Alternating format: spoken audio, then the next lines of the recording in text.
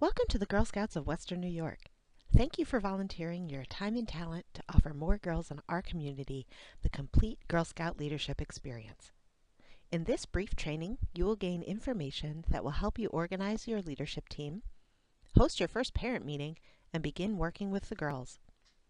You will still need to complete two other brief trainings, Safety First and Girl Scout Finances 101, as well as complete the Volunteer Basic Training Knowledge Check to receive credit for completing the Volunteer Basic Training series.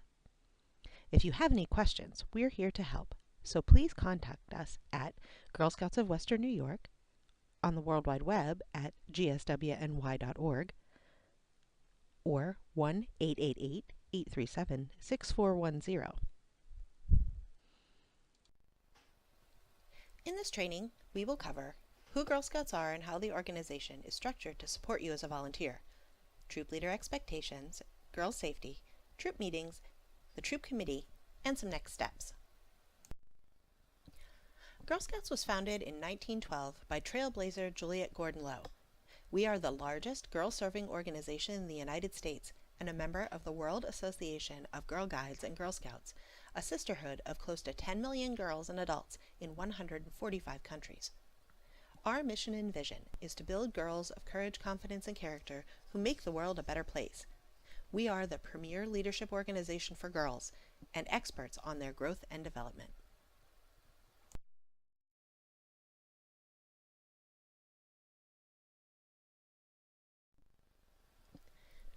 The two tenets of the Girl Scout movement are the Girl Scout Promise and the Girl Scout Law. The Girl Scout Promise is, "On my honor I will try to serve God and my country, to help people at all times, and to live by the Girl Scout Law." The Girl Scout Law is, "I will do my best to be honest and fair, friendly and helpful, considerate and caring, courageous and strong, and responsible for what I say and do, and to respect myself and others, respect authority, use resources wisely, make the world a better place, and be a sister to every Girl Scout." When girls learn the Girl Scout Promise and the Girl Scout Law, they are actively participating in the worldwide Girl Scout movement.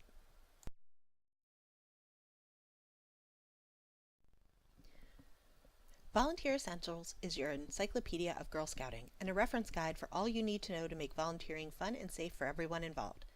It is a national handbook for all adults in Girl Scouting, with particular emphasis on those who work directly with girls. It is full of information to enhance your development as a guide to girls, quick tips for working with girls, and advice on creating a safe environment in which to have fun.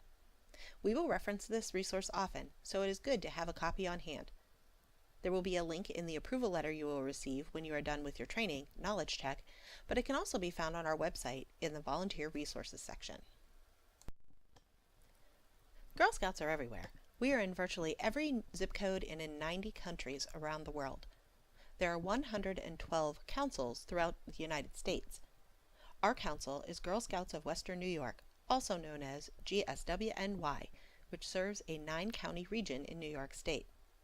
Council staff work behind the scenes to support volunteers and girls in the Girl Scout mission via a number of departments, including the Executive Office and Operations, Finance, Product Program, Customer Care, Recruitment, Girl Experience, and Volunteer Experience. GSWNY has 69 service units. A service unit is made up of volunteers who deliver the Girl Scout program to Girl Scouts in their geographic area. Service units are run completely by administrative volunteers, known as the service team, with assistance from council staff members.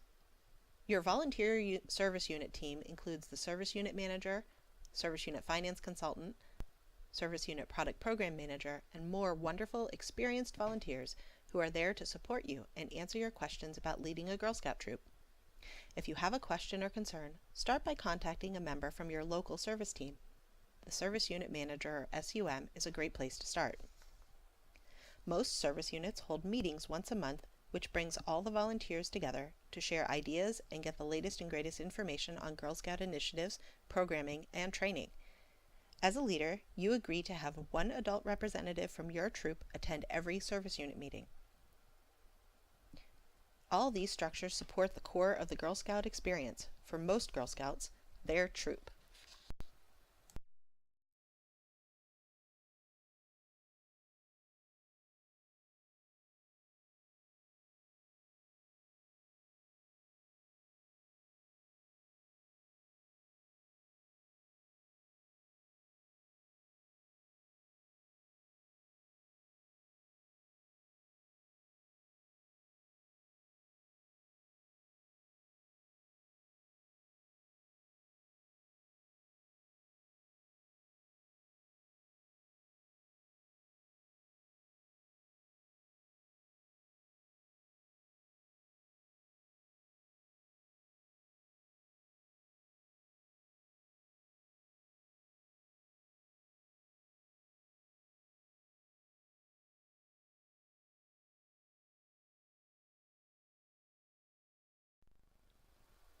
Keeping Girl Scouts safe has high priority for GSWNY and GSUSA. Next, we are going to go over the resources and procedures you'll need to use and follow to keep your Girl Scouts safe. Before your troop can meet, you must have 2 approved, unrelated volunteers in place as co-leaders. These co-leaders must be present at all times, plus additional adult volunteers as necessary depending on the size of the group and the ages and abilities of the girls. Adult volunteers must be at least 18 years old and must pass a criminal background check before volunteering. 1 lead volunteer in every group must be female. Girl Scouts adult-to-girl ratios show the minimum number of adults needed to supervise a specific number of girls. These supervision ratios ensure the safety and health of girls. For example, if 1 adult has to respond to an emergency, a 2nd adult is always on hand for the rest of the girls. This chart is found in Volunteer Essentials and in the Leader's Guide to Success. It's a good idea to keep a copy handy so you always know how many adults you need to keep your Girl Scouts safe.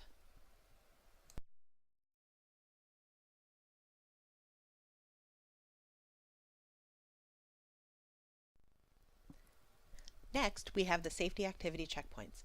The safety activity checkpoints outline the standard of safety expected at meetings and other Girl Scout activities. It also provides specific guidelines for approved Girl Scout activities such as camping, archery, horseback riding, and just about any other activity your Girl Scouts might want to try.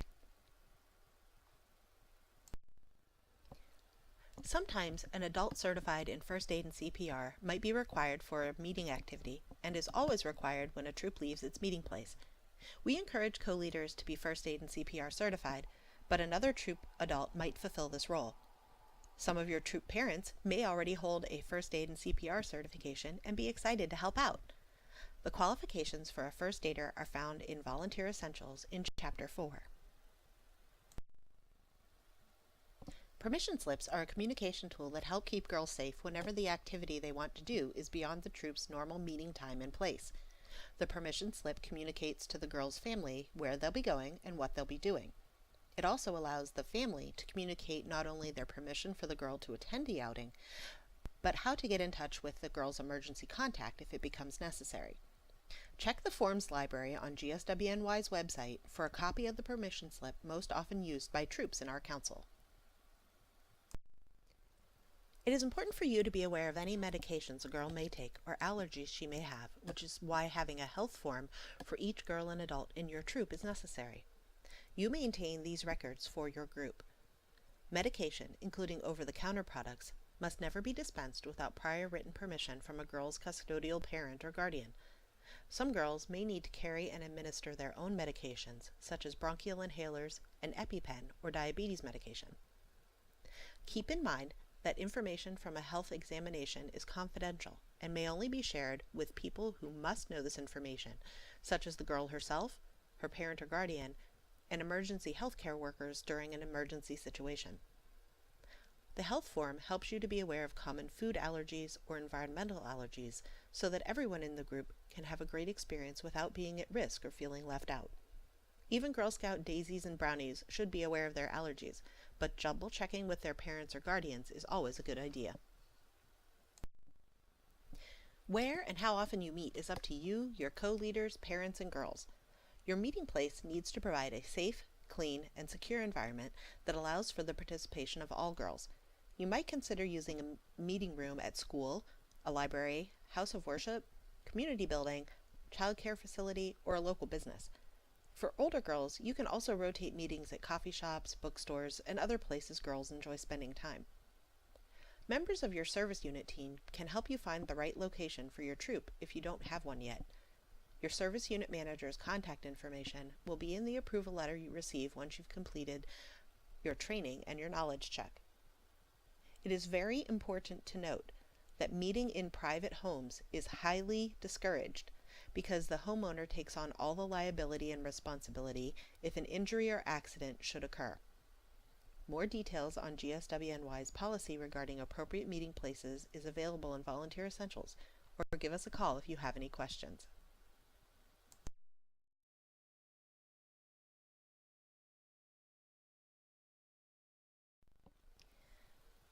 The Volunteer Toolkit, or VTK, which we will cover more in the GIRL and the GSLE training, will give you ideas about how to plan and hold successful troop meetings that allow girls to discover, connect, and take action as they have fun with a purpose.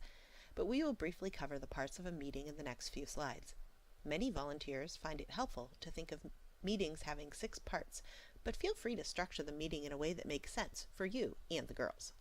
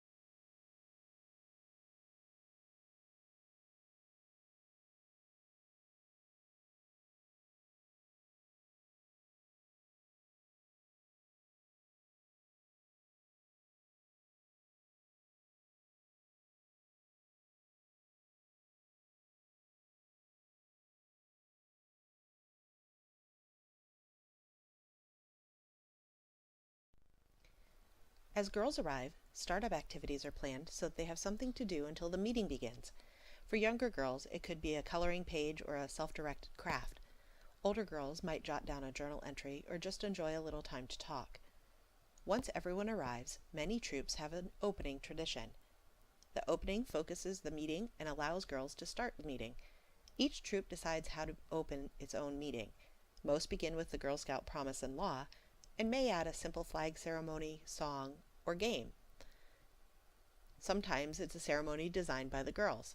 Girl Scout brownies, for example, might create a new tradition by skipping in a circle while singing a song. Ceremonies, even when brief or humorous, make Girl Scout time special.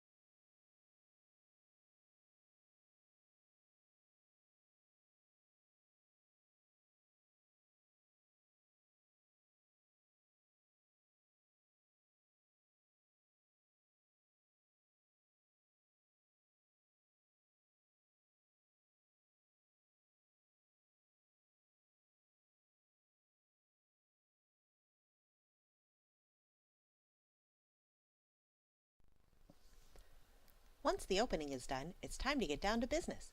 Troop business may include taking attendance, collecting dues, making announcements, and planning an upcoming event or trip.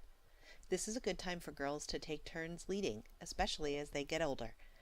The business portion of the meeting shouldn't take too long, because after the business is done, it's time to get to the bulk of the meeting. It's activity time.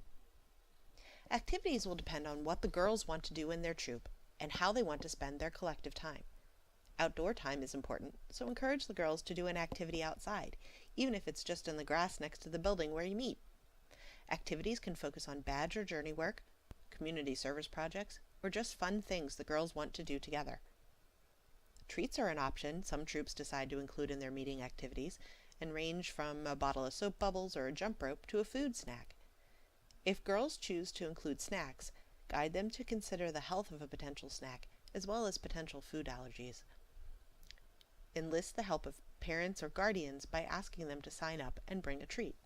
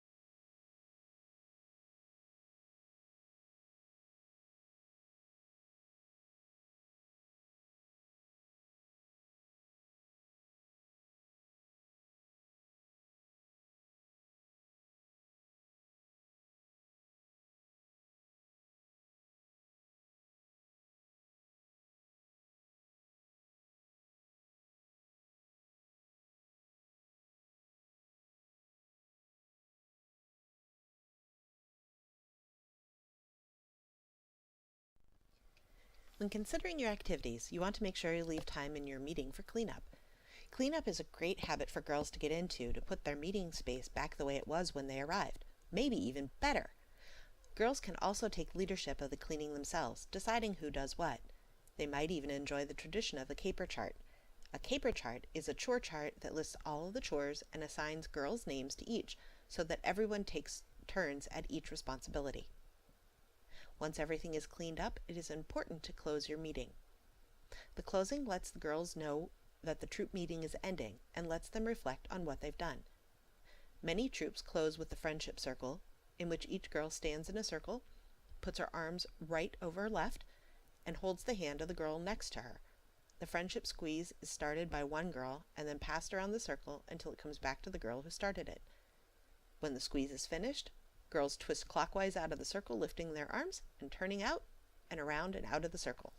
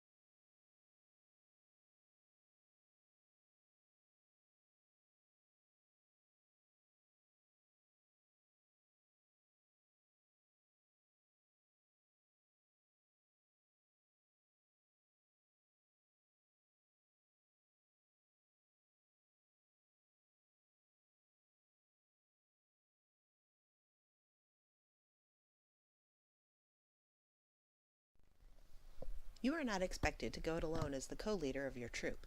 Girl Scouting is a family affair, and the best way to get girls' families involved is to ask them to help out during the parent or family meeting.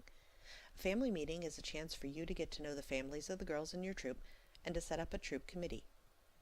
Let's talk about what happens at the meeting first.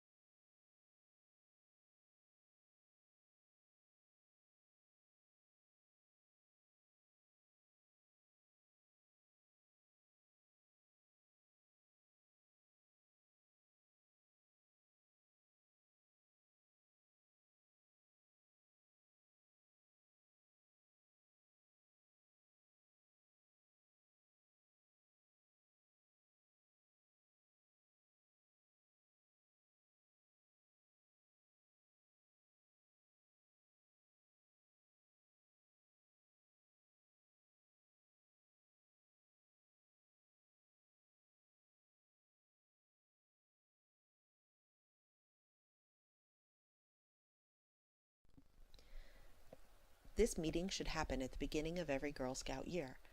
Many troops hold a second meeting partway through the year, often right before or as cookie season begins. Prior to the meeting, you and your co-leader will want to set the agenda for the meeting and make sure you have everything you need. A sample agenda is included in Volunteer Essentials and is available on gswny.org. The meeting will have 3 major topics. 1. Get to know your Girl Scouts and their families. What are their ideas about Girl Scouts, and what do they know about the Girl Scout mission and what Girl Scouts do? What do they expect from the year? Then you're going to think about number 2. Set clear expectations for their troop. This is your opportunity to share information about the troop's meeting and activity schedule, financial obligations, including dues and uniforms. You'll want to make sure you talk about how you'll communicate with families and how you'll expect them to communicate with you. You'll hand out health forms to be filled out by the adults for their Girl Scout and discuss when a permission slip will be required if the girls choose to go on a field trip or other outing. This is a great segue into topic number 3. Ask for support and help at the troop meetings and outings.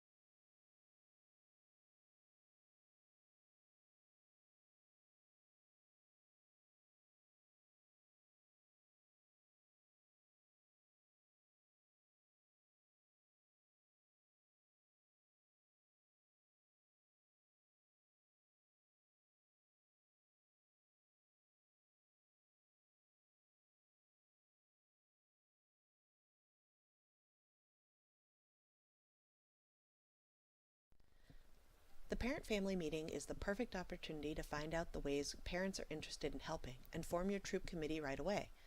Many hands make light work, and Girl Scouting is more fun when it's shared. A troop committee may be made up of general members or may include specific positions, such as those listed on this slide or in the Girl Scouting as a Family Affair form that is available in the New Leader's Guide to Success and in the GSWNY Forms Library.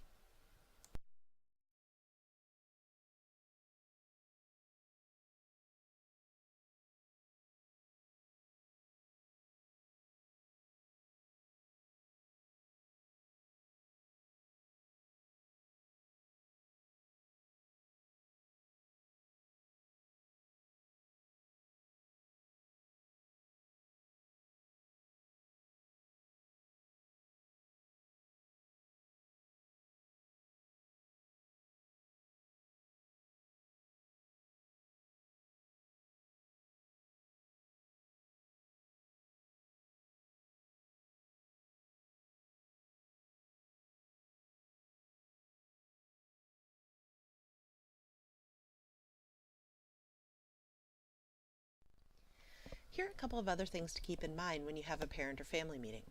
If girls will attend the meeting too, arrange for another volunteer or a group of older girls to do activities with the girls in your troop while you talk with their parents and guardians. As the girls and adults arrive, ask them to sign in. Double check that all the girls have been registered through the online process. If they haven't, invite their parents to do it ASAP. It's easy to do on a smartphone. Open the meeting by welcoming the girls and adults. Introduce yourself and any other co-leaders. Have adults and girls introduce themselves, discuss whether anyone in their families has ever been a Girl Scout, and talk about what Girl Scouting means to them. Welcome everyone, regardless of experience, and let them know they will be learning about Girl Scouts today. If you're new to Girl Scouting, don't worry. Just let everyone know you'll be learning about Girl Scouting together. Then ask the girls to go with the adult or teen in charge of their activity and begin the discussion. Cover all those topics we talked about in the other two slides, and then once you've covered all that information you want to share, remind the group of the next meeting and thank everyone for attending.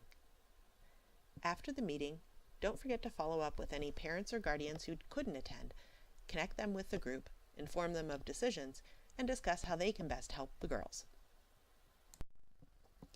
You've just finished Module 1 of the Volunteer Basic Training Series.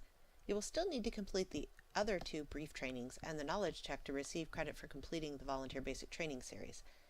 Thank you again for volunteering your time and talent to offer more girls in our community the Girl Scout leadership experience.